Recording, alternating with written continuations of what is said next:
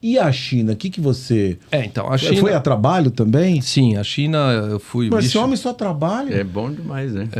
Mas eu sempre consegui lugares para daí também... Isso é uma outra coisa que eu falo. Quer dizer, não precisa ser polarizado. Eu posso ir lá com compromisso profissional, mas também posso me desenvolver espiritualmente, posso... Aprender alguma coisa, né? Viver a cultura, não é? Todos os meus colegas que estão me ouvindo, eu sempre falo para eles, quando eles vão, por exemplo, vão para Israel, vão para nossas empresas espalhadas pela Bermad, peguem 2, 3 dias e, dependendo até, peguem alguns dias das suas férias e aproveita que você está lá do outro lado. Eu sempre, nas minhas viagens, eu sempre peguei alguns dias e tentei conhecer o lugar...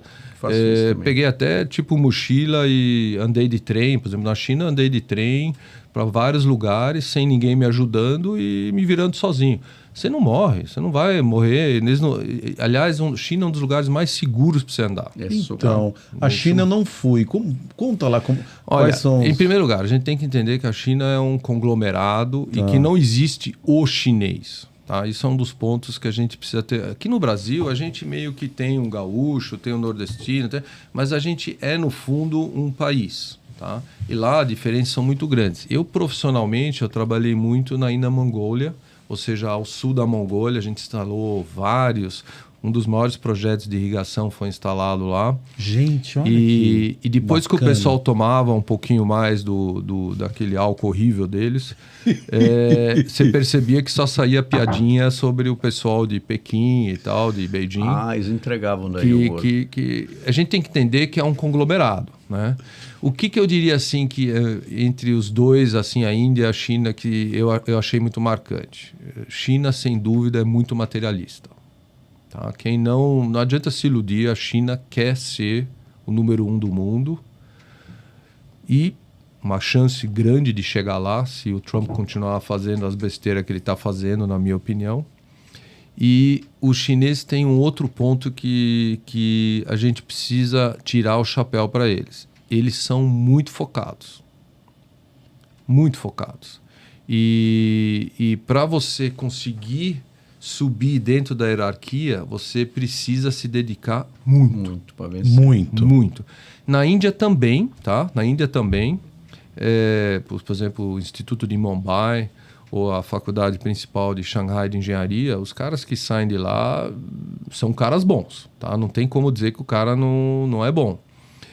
Eu só diria que essa questão do materialismo que tem que ser trabalhada. Agora, me corrija se eu estiver errado. A informação que eu tenho é assim, os caras trabalham de segunda a segunda. Férias por ano são 5 dias. Quer dizer, e o cara... Nós aqui, né, ocidentais, mundo ocidental, se ouve isso, segunda a segunda, 5 dias de férias por ano, se eu falo, meu Deus, os caras são tristes. Não, para eles é normal, tá tudo bem, é cultural. Aí você olha, a gente olha isso daqui e você fala, como que eu vou competir com esses caras? Porque esses caras, eles estão numa velocidade... Não é assim de produtividade, de foco, de dedicação, de mão de obra, formação, capacitação. E aí, se você levar para a questão do governo, a questão geopolítica, é muito diferente, né? Porque assim, você fala do Trump lá, tá fazendo as besteiras? Eu acredito também que tá fazendo as besteiras.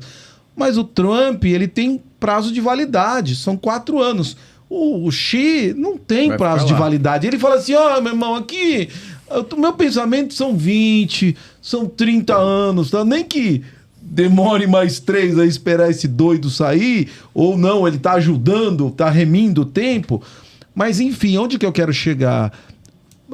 Assim, a diferença cultural é tão grande que eu acho que é muito complicado realmente a gente entrar naquilo de competição, né?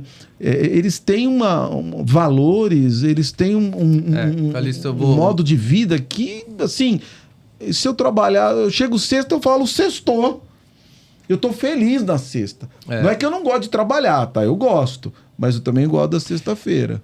Eu entendo, mas eu diria o seguinte, tá? Se a gente pensar de uma maneira analítica, tá? O jovem no mundo inteiro, ele precisa entender, durante os anos de formação dele, dos seus deveres e dos seus direitos. Sim. No meu sentir, e isso até vejo com meus 2 filhos, que a minha esposa, sem dúvida, foi a que mais educou, já que eu viajei muito, né? Mas os meus 2 filhos têm muito claro os seus deveres. E hoje, quando eu falo com jovens e quando eu falo com pais de crianças, eu falo, todos os sistemas têm seu lado bom e seu lado ruim. Mas quando um sistema perde o equilíbrio entre os seus deveres e as suas obrigações, a coisa não vai andar. E culturalmente, tá, a China também está passando por esses problemas. Tá? Os jovens na China também estão... Demografia. Também está tendo seus problemas. Uhum. E eu, inclusive, tinha uma equipe lá, quando eu montei a fábrica na China, de sete chineses que se reportavam a mim, e eu percebi que não havia colaboração entre eles. Era uma desgraça. Daí eu descobri que, número 1, eram todos filhos únicos. E os pais idolatravam esses filhos e olhavam para eles como se fossem deuses. E daí eu juntei essa turma e comecei a fazer reunião não de um por um, mas sim com eles e forçando eles a trabalhar junto. Então, e é um problema, tá? Foi um negócio super complicado. Então, não existe o certo e o errado, Calixto, mas uma coisa muito simples que eu digo assim para quem tem filhos. E filhos eu estou dizendo a partir dos 7, 8, 9 anos de idade, não espera mais. Coloque em esportes individuais e em esporte coletivo. Falamos antes. Né? Faz os 2. E você vai ver que um vai ter uma tendência a querer mais jogar, sei lá, tênis, ou querer fazer, sei lá, boxe, uma luta mais individual. E outros vão gostar mais do coletivo. A verdade é que nós, na vida, precisamos viver no coletivo. Total. A gente não consegue fazer tudo sozinho. A gente tem que saber ceder e dar. E tem aquele provérbio muito antigo chinês que fala: a minha liberdade termina aonde começa a do outro. E é muito difícil. Hoje, nesse individualismo, nesse materialismo, isso é difícil. Mas eu diria assim que dentro dessa concorrência global, nós do Ocidente temos um problema aí de lutar contra esse pessoal da Ásia mesmo, né? Se a gente pensar, por exemplo, pegar o velho mundo europeu. Esse pessoal está com uma lista enorme dos seus direitos e dos seus deveres, está desse tamaninho, né?